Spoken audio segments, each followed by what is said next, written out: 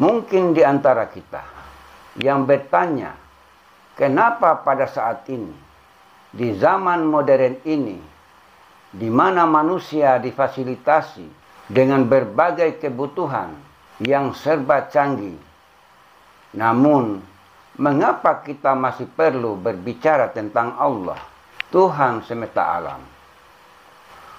Padahal kita sudah sering mendengar dan menyebut namanya, dan kita tahu bahwa Allah itu Tuhan kita. Pemilik alam ini adalah Allah, Tuhan semesta alam, sebagai penguasa alam semesta. Bila manusia di muka bumi ini masih tidak yakin bahwa alam ini ada pemiliknya, lalu saksikan rahasia Allah, Tuhan yang Maha Kuasa. Ada 4 anasir yang akan menyapa diri manusia itu.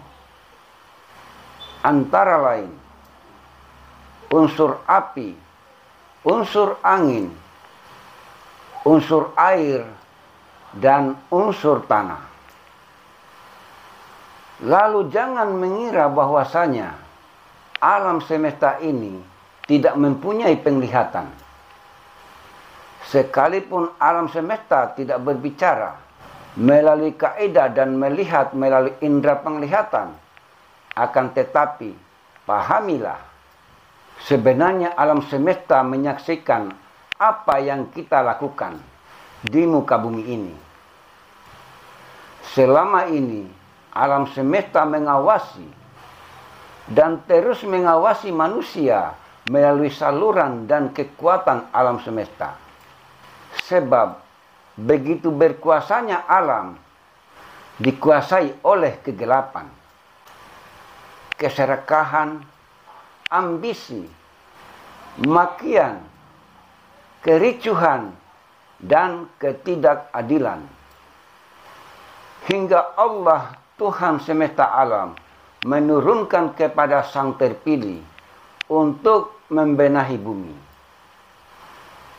Disinilah kekuatan alam mulai bergejolak, yakni perang kegelapan dan cahaya alam akan bergejolak. Dampak energi 4 elemen yang akan bergerak, yaitu api, angin, air, dan tanah. 4 kekuatan alam inilah sebagai kekuatan alam yang akan meluluhlantahkan serta membersihkan kotoran-kotoran yang ada di muka bumi ini. Jangan kaget dan heran bila saat ini di berbagai pelosok dunia mengalami peristiwa bencana alam seperti tanah longsor, tanah bergerak, gempa bumi, tsunami, banjir, dan seterusnya. Peristiwa ini atas kehendak Sang Pencipta, yaitu Allah, Tuhan yang Maha Kuasa, sebagai pemilik alam semesta, sebagai pemilik kekuasaan absolut yang tanpa terbatas. Pelan-pelan manusia akan diberikan pencerahan serta kesadaran diri akan kesucian, kehormatan, ketulusan, dan kemurnian, ajaran hati nurani, dan budi pekerti. Pemahaman pengertian atau kesadaran mereka yang sudah terpilih untuk memberikan pengarahan atas pencerahan tentang pemahaman ini. Tetapi manusia yang tidak ingin mendalami dan mempelajari kesadaran diri atau ajaran kesucian, diprediksi akan ikut mengalami tahap terpilihnya 4 elemen. Kekuatan energi alam semesta yang berputar balik dalam siklus kehidupan atau perputaran roda kehidupan. Penghalusan proses pelebur atau penghancuran ini atas kehendak Allah, Tuhan yang Maha Kuasa. Semua ini aspek dari sisi manusianya itu sendiri yang sudah di luar kendali. Akidah atau agama yang seharusnya sebagai penyeimbang sudah tidak lagi asli atau terkontaminasi, yang tidak tersentuh sisi spiritual cahaya, tetapi hanya sebahagian kecil yang asli.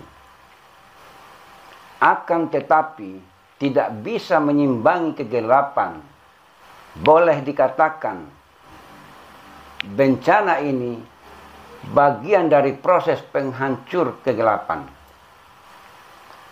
Saudaraku, Satrio Piningit merelakan untuk teraniaya, untuk meredakan kemarahan Allah, Tuhan yang Maha Kuasa, melalui alam semesta yang semestinya dijatuhkan kepada umat manusia. Akan tetapi, Satrio Piningit rela menanggungnya. Sosok Satrio Piningit yang masih tersembunyikan, Satrio Piningit yang masih dirahasiakan, Satrio Piningit mewarisi jiwa yang suci, yang didampingi oleh leluhur serta para malaikat, baik di bumi maupun di langit. Sehingga beliau mempunyai energi yang sangat tinggi, yang akan membawa perubahan besar bagi semua umat manusia di muka bumi ini. Akan tetapi, Satrio Piningit tetap berkomitmen untuk menyelesaikan tugas-tugasnya, meskipun jatuh dan tersungkur, dan tidak ada seorang pun umat yang mau membantunya. Karena Satrio Piningit yang sejati telah tertutupi oleh sinar yang sangat terang benderang di setiap kehidupannya. Beliau selalu mendapat untayan kata yang tidak pantas untuk diucapkan dari musuh-musuh beliau. Akan tetapi, di setiap perjalanannya, beliau tidak mempedulikannya, meskipun musuh-musuhnya mengincar jiwa dan nyawa.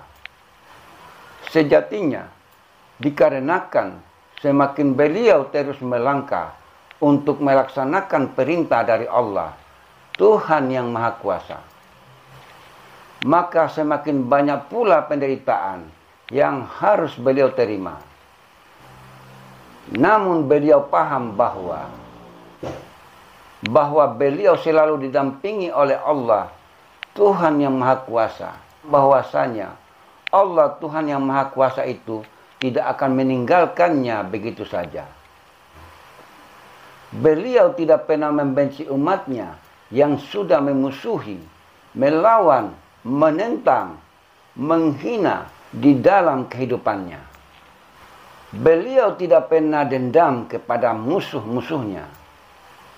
Bahkan beliau tidak pernah sama sekali untuk menyimpan dendam kepada musuh-musuhnya.